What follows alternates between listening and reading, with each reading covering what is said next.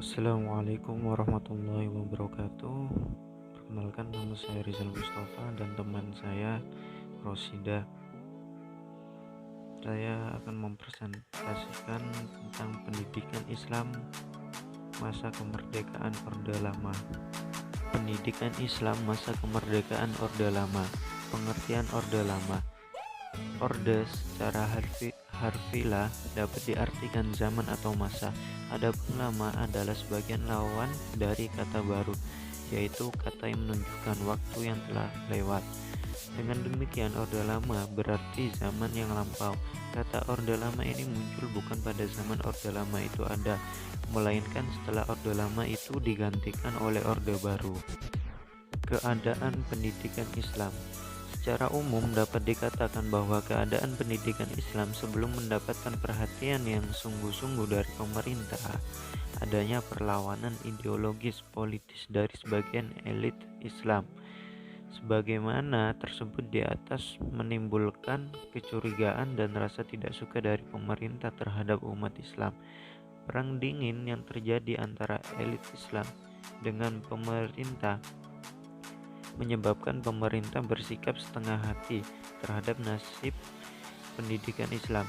Namun demikian, adanya sebagian elit Muslim yang berpandangan progresif, modern, dan nasionalis, terutama kaum Muslim yang telah tersentuh oleh pendidikan dan pengalaman dunia modern. Misalnya, tokoh dan intelektual Muslim yang mendapatkan pendidikan dari negara maju telah mampu melakukan komunikasi yang baik dengan pemerintah. Dengan duduknya elit Muslim yang progresif dan sejalan dengan visi, misi, dan tujuan pemerintah, menyebabkan ada pula usaha-usaha yang dilakukan oleh pemerintah Orde Lama terhadap kepentingan pendidikan Islam sebagai berikut. Yang pertama, dengan mendirikan Departemen Agama. Yang kedua, dengan mengeluarkan sejumlah kebijakan berupa peraturan dan perundang-undangan yang ada hubungannya dengan pendidikan agama. Yang ketiga, memberikan perhatian terhadap pertumbuhan dan perkembangan lembaga pendidikan Islam seperti madrasah dan pesantren. Dan yang keempat, dengan memberikan bantuan fasilitas dan sumbangan material kepada lembaga-lembaga pendidikan Islam. Pengembangan pendidikan Islam pada masa Orde Lama. Setelah Indonesia merdeka, penyelenggaraan pendidikan agama Islam mendapat perhatian serius dari pemerintah, baik di sekolah negeri maupun swasta. Usaha untuk itu dimulai dengan memberikan bantuan terhadap lembaga tersebut, sebagaimana yang dianjurkan oleh Badan Pekerja Komite Nasional Pusat (BPKNP).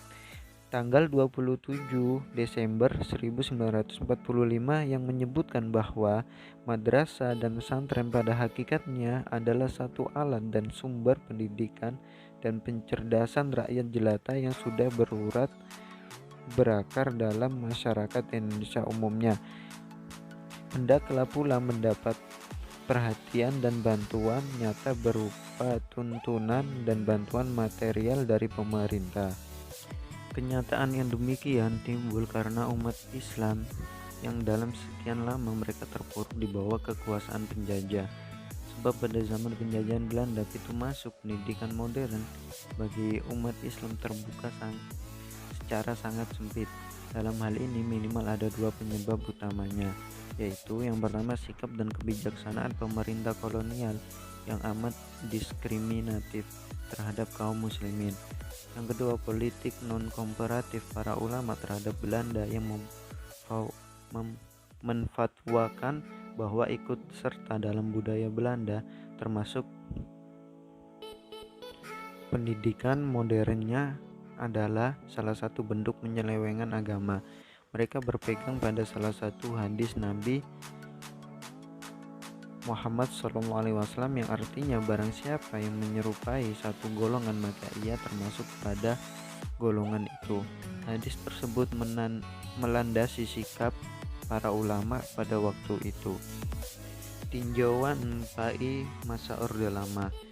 Pada umumnya era Orde Lama dipilih menjadi tiga babakan sejarah: awal kemerdekaan, 1945 sampai dengan 1950, masa demokrasi liberal 1950 sampai dengan 1959, masa demokrasi terpimpin 1959 sampai dengan 1965. Periodisasi ini menunjukkan bahwa selama masa Orde Lama, kondisi sosial politik tidak stabil. Ketidakstabilan situasi juga berdampak langsung pada perjalanan pendidikan bangsa, termasuk keberadaan agama di sekolah umum. Setelah Indonesia merdeka, segera dilakukan upaya-upaya pembaharuan dalam bidang pendidikan dan pengajaran dalam rangka menata SDM yang telah lama tercabik-cabik kaum penjajah.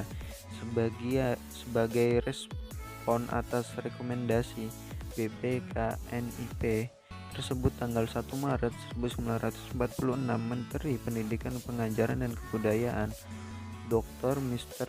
TSG Mulia melalui surat keputusan nomor 104 atau BHG-O membentuk sebuah komisi khusus dengan nama Panitia Penyelidik Pengajaran yang dipimpin Ki Hajar Dewantara dan Soegarda Poerbakawatja dengan tugas yang pertama merencanakan susunan baru tiap macam sekolah. Yang kedua, menetapkan bahan pengajaran dengan mempertimbangkan keperluan yang praktis dan jangan terlalu berat.